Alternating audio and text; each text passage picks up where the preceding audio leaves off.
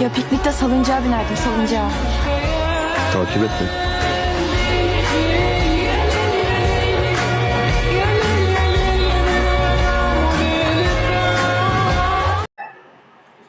Bismillahirrahmanirrahim. Assalamualaikum warahmatullahi wabarakatuh.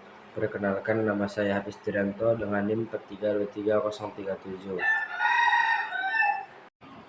Baiklah, saya akan menjelaskan yang pertama. Studi Islam merupakan ilmu yang membahas tentang bagaimana memahami Islam secara sederhana dan elastis tanpa mendoktrin antara satu sama lain, walaupun mengalami perbedaan dan berpikir sangat beda dalam memahami Islam secara kontekstual. Ruang lingkup metodologi studi Islam merupakan suatu pemikiran yang mengajak untuk berpikir secara kritis dan sistematis. Selanjutnya, materi kedua, istilah studi Islam secara etimologi atau bahasa berasal dari bahasa Inggris.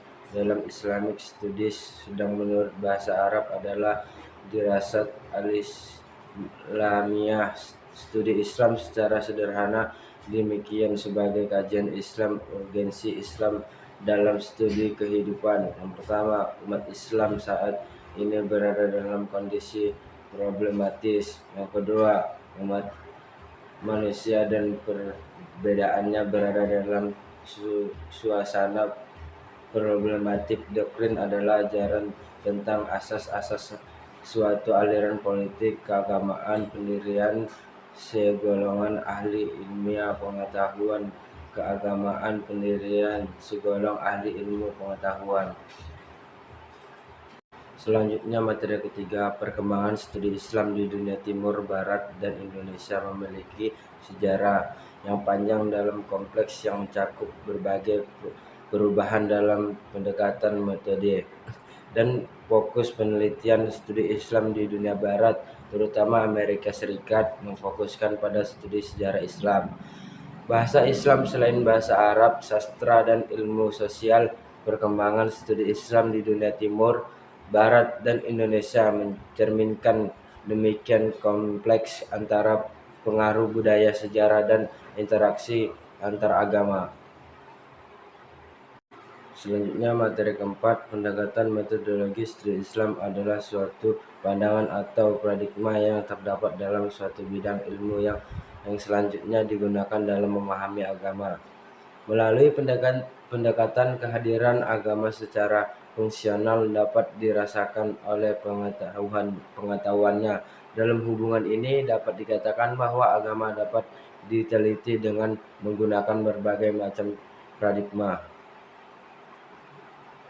Selanjutnya, materi yang kelima, penelitian agama merujuk pada studi ilmiah yang dilakukan untuk memahami, menganalisis, dan menginterpretasikan aspek-aspek agama.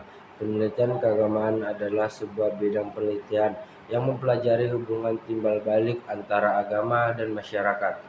Berbagai model yang digunakan dalam penelitian keagamaan termasuk kajian sosiologi agama dengan menggunakan metode ilmiah.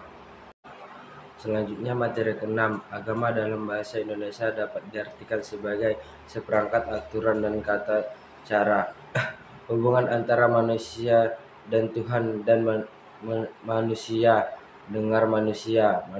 Agama, dan Islam merupakan hal yang terhubung satu dengan lainnya.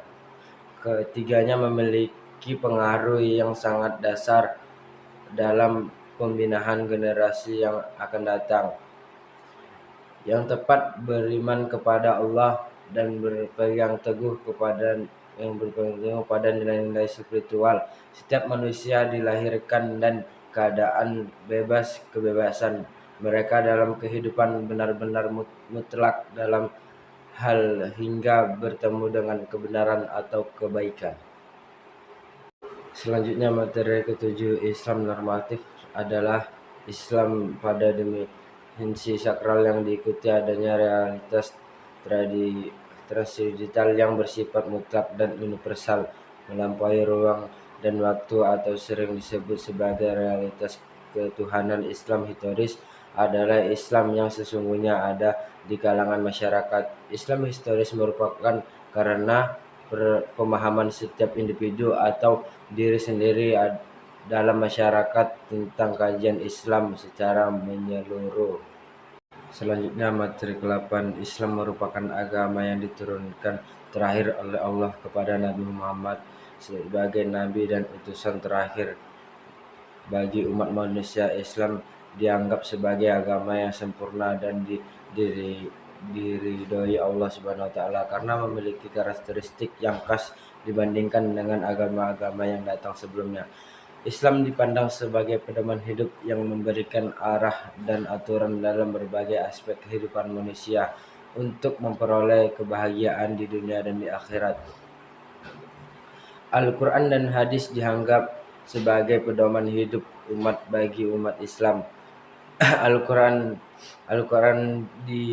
sebagai pedoman bagi seluruh umat manusia yang menganut di dunia dan keselamatan hidup masyarakat akan datang. Islam berbagai gejala sosial merujuk pada pandangan Islam tidak hanya sebagai agama tetapi juga sebagai fenomena sosial yang membentuk masyarakat dan peradaban. Selanjutnya materi ke-9, sumber ajaran Islam sekunder dan primer. Sumber ajaran Islam primer adalah Al-Quran, kitab suci umat Islam yang diyakini sebagai wahyu Allah yang diturunkan kepada Nabi Muhammad SAW melalui perantara malaikat Jibril. Yang kedua, sumber ajaran Islam sekunder. Sumber ajaran Islam sekunder meliputi hadis dan sunnah Nabi Muhammad SAW.